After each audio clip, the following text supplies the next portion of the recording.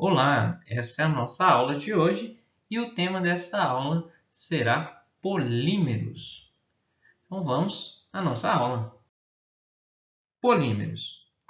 Polímeros são macromoléculas constituídas por unidades menores, os monômeros. Os monômeros ligam-se entre si através de ligações covalentes. Aqui temos uma representação de uma macromolécula. É uma representação de uma molécula de DNA. Observe nela que eu tenho uma estrutura grande, ou seja, ela é formada de inúmeros átomos. Ela possui também uma repetição de átomos em sequência.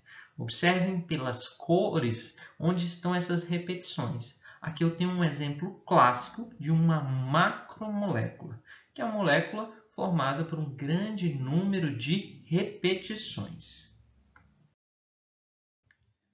Agora avaliar o que são os monômeros. Os monômeros são as repetições.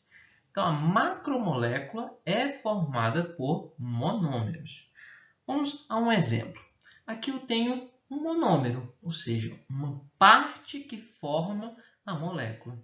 Esses monômeros eles vão se repetindo para formar uma estrutura maior. Então, aqui eu tenho um monômero, se eu coloco uma parte a mais idêntica a ela do lado, eu já tenho uma repetição. E aí eu já tenho a formação de uma estrutura maior. Posso ir acrescentando inúmeros monômeros a uma molécula, formando daí um polímero. Polímero significa poli, vários, e meros, partes. Então, polímeros são moléculas formadas por muitas partes. Aqui eu tenho uma cadeia que forma, ou melhor, que ela representa um polímero. Este polímero é o polietileno terefitalato. Esse polímero, talvez não nessa forma, não nessa estrutura, ele com certeza vai lembrar você alguma coisa. E aí dá aquela impressão, será que eu já vi isso alguma vez? E sim, esse polímero ele faz parte da composição de garrafas PET. Então, o PET é o polietileno tereftalato. Essa é a estrutura que forma esse plástico. Lembrando que podemos também relacionar que os plásticos são polímeros, em sua maioria. Para conseguir também visualizar essa formação de polímeros, podemos pensar em uma corrente. Cada elo dessa corrente é um monômero. A corrente por completo forma um polímero, né? Como uma análise a se fazer de como seria um polímero. O número de elos ele vai indicar o tamanho desse polímero. Mas não quer dizer que se tiver só 3, 4, 5, ele vai deixar de ser um polímero. Então, lembrar que polímero ele tem a ver com várias repetições de uma mesma estrutura. E aqui fica essa representação e uma analogia com uma corrente. Classificação quanto à natureza. Tem várias formas de classificar os polímeros. E aqui vamos começar pela sua natureza. Primeiro, eu posso indicar polímeros naturais. E aí, por polímeros naturais, vamos entender aqueles que a natureza cria, ou que a natureza, ou que possuem já na própria natureza. Esses polímeros ou biopolímeros são os que ocorrem nessa natureza. São, por exemplo, polímeros naturais, borracha, polissacarídeos, como amido, celulose, glicose e as proteínas. Então, observa que é uma gama muito grande de moléculas, que são grandes moléculas, daí chamarem polímeros. Polímeros sintéticos. E aí, sintéticos a gente entende como aqueles que foram criados, ou seja, produzidos de forma artificial em laboratórios. Em geral, esses polímeros sintéticos são derivados de petróleo. E aqui nós temos como exemplo desses polímeros sintéticos o polimetacrilato de metila, que é o acrílico, poliestireno, policloreto de vinílico, que é o PVC, que é utilizado para a produção de canos, o polietileno e o propileno. a partir desses polímeros sintéticos, é possível a fabricação de sacolas plásticas, canos hidráulicos, material de construção civil, colas, isopor, tintas, chicletes, pneus, embalagens plásticas, teflon, silicone. Inúmeros materiais são produzidos a partir dos polímeros sintéticos. Então, é comum a gente se ver, em alguns momentos, cercado por plásticos, por plásticos formados de polímeros, principalmente sintéticos. Outra classificação é pelo método de obtenção. E aqui cabe um cuidado maior, que nós vamos ver cada um detalhadamente em outras aulas. Mas aqui, para curiosidade, temos polímeros de adição, polímeros de condensação e o polímeros de rearranjo. Esses polímeros, ou melhor, essa classificação, vamos analisar em detalhes para observar como essas moléculas são formadas, quais os tipos de reações, como elas ocorrem, se ocorre ligação por quebra, por adição, o que são produzidos além dos polímeros, e aí cabe analisar cada um deles separados e vamos utilizar isso em outras aulas. Aqui é apenas uma introdução da matéria de polímero.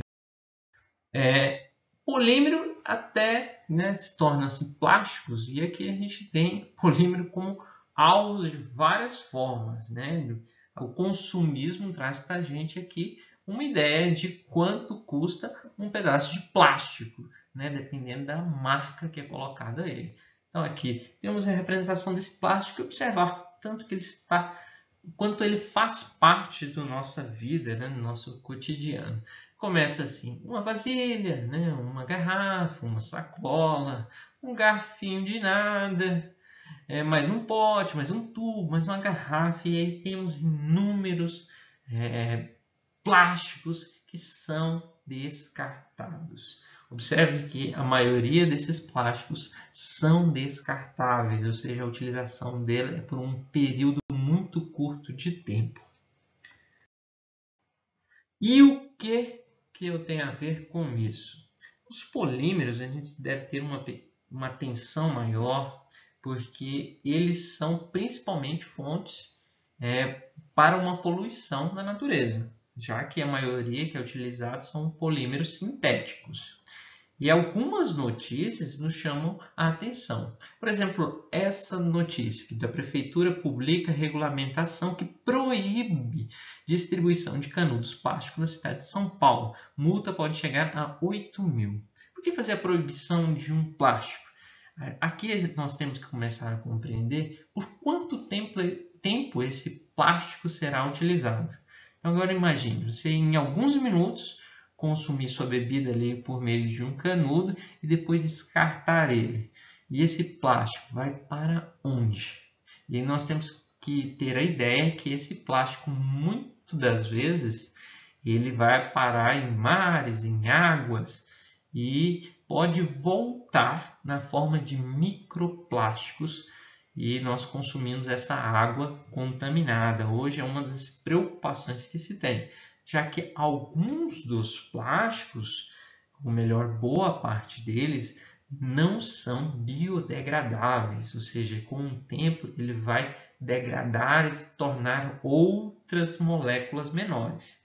E aí o plástico não, ele vai se manter ao longo de muitos e muitos anos essa estrutura molecular que ele possui. Outra notícia que eu tenho aqui é de uma pesquisa que encontra pela primeira vez micropartículas de plástico no sangue de seres humanos.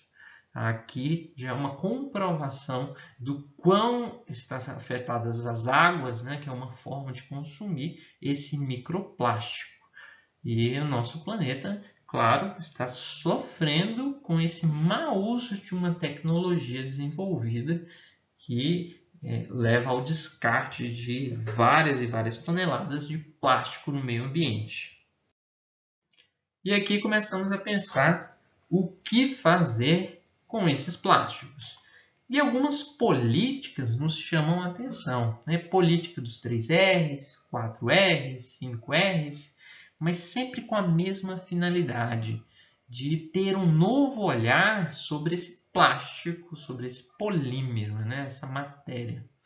E aí Uma das formas é sempre refletir sobre reduzir o consumo desses plásticos, na medida possível reutilizar e principalmente reciclar esse material. E ao invés de acabar descartando de qualquer forma.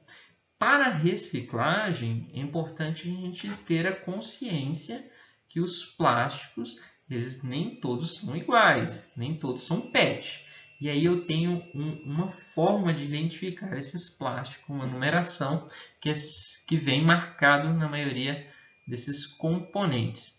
O número 1 se refere ao PET, que aí é um dos mais comuns, né, que nós vemos principalmente em garrafas, né, alguns tipos de sacolas. O PAD, o PVC, o PEBD, PP, PS e outros. Coloquei aqui do lado o que significa cada um desses números convertido ao nome desse polímero.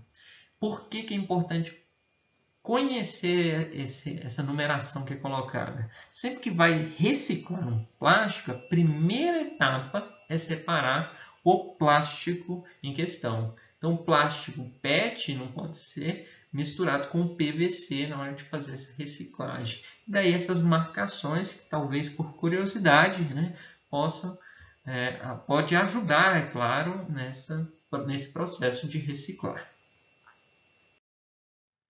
E é isso, aqui nós terminamos o assunto introdutório aos polímeros e agora você continua estudando, pesquisando um pouco mais sobre os polímeros e assim como as reciclagens possíveis desses materiais.